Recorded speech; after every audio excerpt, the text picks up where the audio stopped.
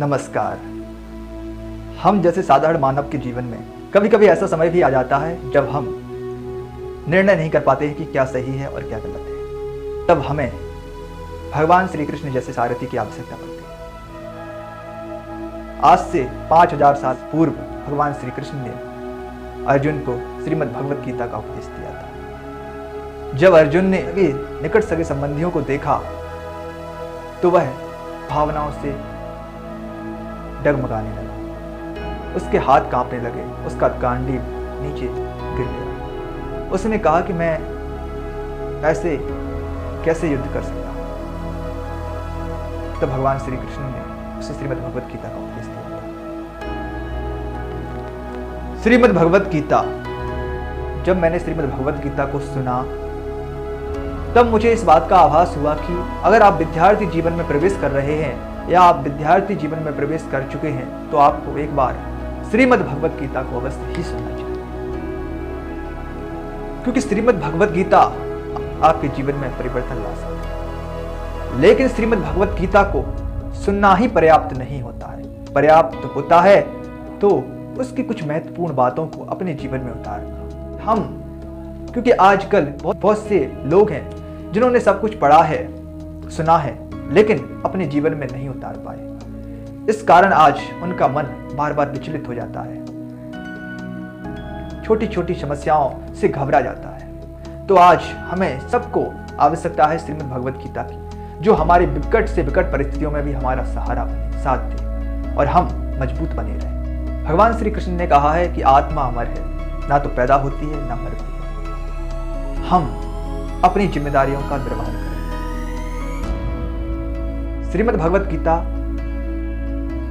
में भगवान श्री कृष्ण ने कहा है कि कर्मण्येवाधिकारस्ते मा फलेषु कदाचन मा कर्म फल हेतुर्भमा ते संतोष कर्म। कि है अर्जुन, तुम कर्म करो, फल की इच्छा मत करो। जो निस्वार्थ भाव से कर्म करता है उसे फल की प्राप्ति अवश्य ही होती है। इसलिए तुम फल की इच्छा मत करो, अभी सिर्फ कर्म करो और तुम्हारा क्या कर्म है इससे तुम भली भांति जानते हो। जातस्य हितं ध्रुवो मृत्यु ध्रुवम जन्म मृत्युश्च तस्माद् परिहार्यर्थे या तोयं सोचितुं वयसे। जिसका जन्म हुआ है उसकी मृत्यु निश्चित है, और जिसकी मृत्यु हो चुकी है उसका जन्म लेना भी निश्चित है। ये अटल सत्य है। हमें ना तो किसी के जाने का दुख होना चाहिए, ना आने की खुशी होना चाहिए। लेकिन ये बात प्रैक्टिकली रूप से एक साधारण मानव को समझ में नहीं आती, क्योंकि श्रीमद् भगवत गीता को समझना इतना आसान नहीं है। इसके लिए बहुत ज्यादा ज्ञान की आवश्यकता है। लेकिन हमें श्रीमद् भगवत गीता में सिर्फ इतना ही समझना है कि हमें कर्म को महत्व देना है। जो हमारा कर्म है हमें उसे करना है। हमारा कर्तव्य क्या है, हमें उस कर्तव्य का निर्वहन करना है। श्री रामायण जी में भी कहा गया है कि कर्म प्रधान विश्व रच राखा, जो जस करहि सो तस फल चाखा। कर्म पदार्थ है जग माही, कर्म ही नर पावत नाहि।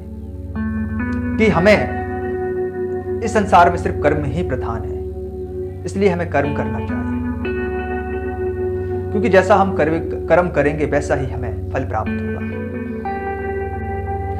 जो जैसा कर्म करता है उसे वैसा ही फल मिलता है।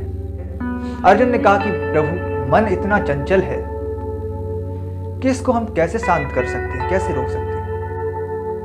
तब भगवान श्री कृष्ण कहते हैं कि अर्जुन, मन इस संसार की सबसे शक्तिशाली वस्तु है। मन को नियंत्रण करना इतना आसान नहीं है,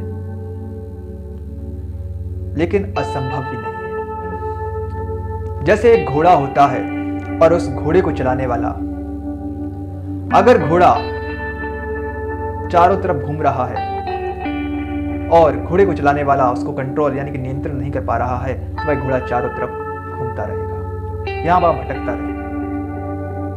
लेकिन अगर उसी घोड़े को चलाने वाला घोड़े को नियंत्रण कर लेता है और उस घोड़े के ऊपर बैठकर उससे रस्सी से पकड़ लेता है, तो घोड़ा वैसा ही करेगा जो उस घोड़े पर बैठने वाला चाहता है।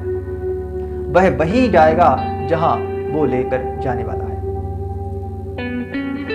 तो उन्होंने कहा है कि मन के गुलाम मत बनो, बल्कि मन को अपना गुलाम बना लो। मन को अपने ऊपर हावी मत होने दो, सिंपल। और इसको करने के लिए तुम्हें क्या करना होगा? तुम्हें 2 तलवारें चलानी होगी, एक अभ्यास की और दूसरी वैराग्य की।